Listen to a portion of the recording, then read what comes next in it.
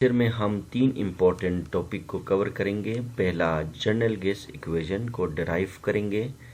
इसके बाद significance of general gas equation क्या है और वैल्यू ऑफ आर, यानी आर क्या चीज़ है और इसका वैल्यू क्या है, इस पे हम बात करेंगे। तो स्टूडेंट, सबसे पहले हम बात करेंगे कि जनरल गैस इक्वेशन को आइडियल गैस इक्वेशन भी कहा जाता है। तो सबसे पहले हम इसको डिफाइन करेंगे कि जनरल गैस इक्वेशन होता क्या है। देखें, ये सिंपली क्या है, combination of boils law, Charles law, Avogadro's law. जब हम Avogadro's law, boils law, Charles law को ना कंबाइन करते हैं तो रिजल्टेंट में जो इक्वेशन बनती है ना, उस इक्वेशन को जनरल गैस इक्वेशन या आइडियल गैस इक्वेशन कहा जाता है। जैसे कि मैंने लिखा, the combination of Boyle's law, Charles law and Avogadro's law is known as the general gas equation। हमने इससे पहले पढ़ा था अकॉर्डिंग टू बॉयल्स लॉ का मैथमेटिकल फॉर्म ये है कि हमारे पास जो गिवन अमाउंट ऑफ गैस का जो वॉल्यूम है वो एक्सटर्नल प्रेशर के साथ इनवर्सली प्रोपोर्शनल होता है at constant temperature and A number of mole. ये इक्वेशन नंबर 1 बन गया। और अकॉर्डिंग टू चार्ल्स लॉ, जो given amount of volume of gas होता है ना, वो डायरेक्टली प्रोपोर्शनल होता है एक्सटर्नल टेम्परेचर के साथ at constant pressure and A number of mole. Equation number 2 बन गई। और एवोगैड्रो लॉ के मुताबिक जो गिवन अमाउंट ऑफ गैस का जो वॉल्यूम होता है वो नंबर ऑफ मोल के साथ डायरेक्टली प्रोपोर्शनल होता है at constant temperature and A pressure. तो इक्वेशन 3 बन गई। हमने एक इक्वेशन बनाया बॉयल्स लॉ, चार्ल्स लॉ और एवोगैड्रोस लॉ। अब हम क्या करेंगे, इन तीनों इक्वेशन को कंबाइन करेंगे। जब हम इन तीनों इक्वेशन को कंबाइन करते हैं तो हमारे पास V is a directly proportional to the number of moles and the temperature and inversely proportional to the pressure. तो ऐसे में यहाँ हम प्रोपोर्शनलिटी को हटाएंगे तो हमारे पास R लगाएंगे। और R क्या चीज़ है, R basically general gas constant कहते हैं और इसको आइडियल गैस कांस्टेंट भी कहा जाता है। अब यहाँ से हम क्या करेंगे कि यहाँ से P को हम लेफ्ट हैंड साइड पे लेके जाते हैं तो PV is equal to nRT बनेगा और this is known as the general gas equation. अगर हम 1 मोल के लिए करेंगे तो PV is equal to RT बनेगा। तो इसी तरह से जनरल गैस इक्वेशन हमने Boyle's law, Charles law, Avogadro's law की मदद से हमने इसको डिराइव की। तो जनरल गैस इक्वेशन क्या है, PV is equal to nRT और 1 मोल ऑफ गैस के लिए क्या बनेगा, PV is equal to RT है। अब हम इसके सिग्निफिकेंसेस पे बात करेंगे, इसके यूजेस और इसके क्या क्या इस्तेमाल हो सकते हैं। तो इसके 2 ही सिग्निफिकेंस है हमारे सिलेबस में।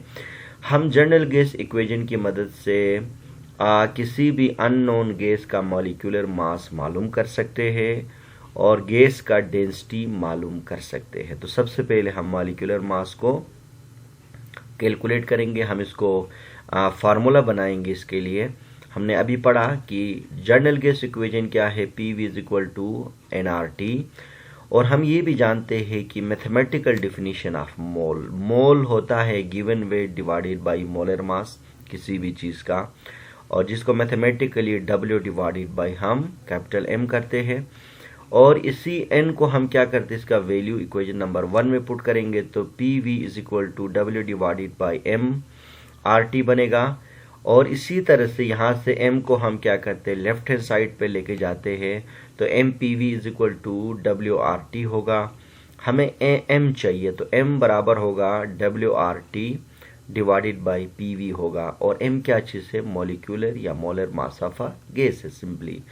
तो हम क्या करेंगे, किसी भी अननोन गैस का अगर गिवन मास पता है और R का वैल्यू वैसे भी पता होता है और टेम्परेचर पता है, प्रेशर पता है, वॉल्यूम पता है, तो हम पुट करेंगे तो उस गिवन गैस का जो होगा ना मॉलिक्यूलर मास हम इस फॉर्मूले की मदद से मालूम कर सकते हैं। इसके बाद दूसरा जो सिग्निफिकेंस है, एप्लीकेशन है, वो है डेंसिटी ऑफ गैस।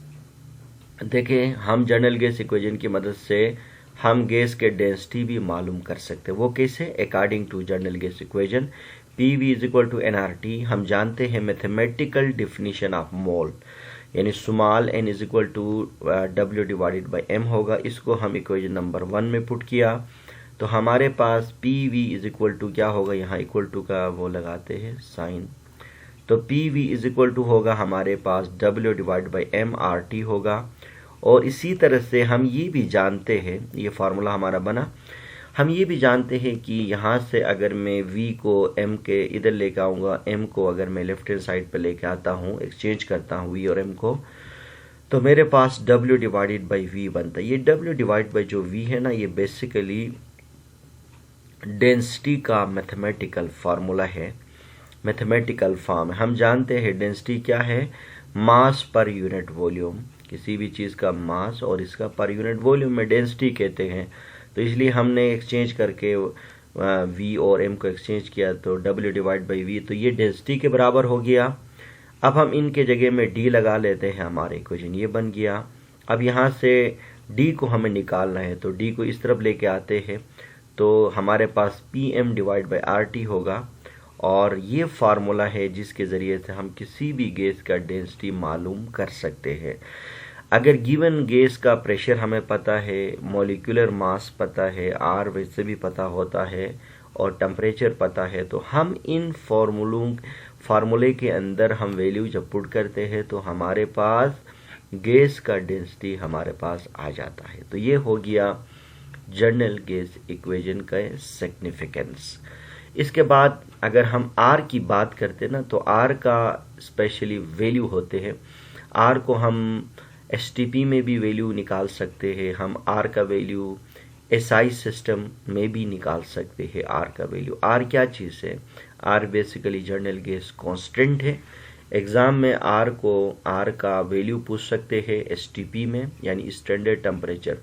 तो यहाँ पर हम numerical value of R STP यानी स्टैंडर्ड टेम्परेचर प्रेशर में फॉर 1 मोल गैस के लिए देखिए, जनरल गैस इक्वेशन के मुताबिक क्या होगा, यानी PV is equal to nRT था ना, तो R को इधर लेके आते हैं तो हमारे पास R is equal to PV divided by NT हो गया।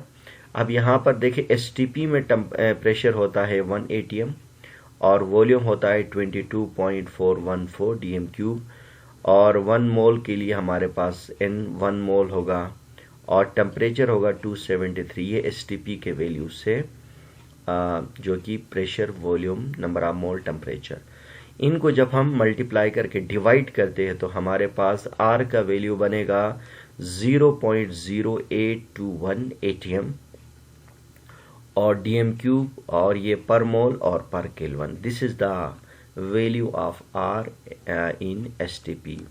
इसके बाद हम वैल्यू ऑफ R हम SI यूनिट में भी निकाल सकते हैं फॉर 1 मोल ऑफ गैस के लिए।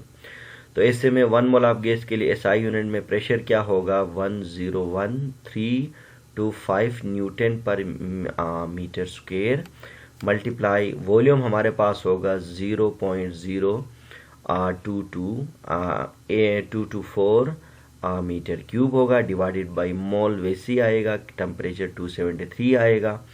यहाँ पर देखें, यहाँ पर क्या है, मीटर हमारे पास क्या है, क्यूब है, और यहाँ पर मीटर क्या है, स्क्वायर है। तो ये क्यूब और स्क्वायर को कैंसिल करेंगे तो हमारे पास 1 मीटर रह जाएगा। तो इसी तरह से इनको मल्टीप्लाई करेंगे, डिवाइड करेंगे तो हमारे पास R का वैल्यू बनेगा 8.3143 न्यूटन मीटर। ये देखिए, ये हम 3 क्यूब और ये स्क्वायर माइनस कैंसिल होकर सिर्फ यहाँ पर 1 मीटर रहा और पर मोल पर केल्विन रहा। और हम ये भी जानते हैं कि न्यूटन मीटर जो होता है ना, ये जाउल के बराबर होता है।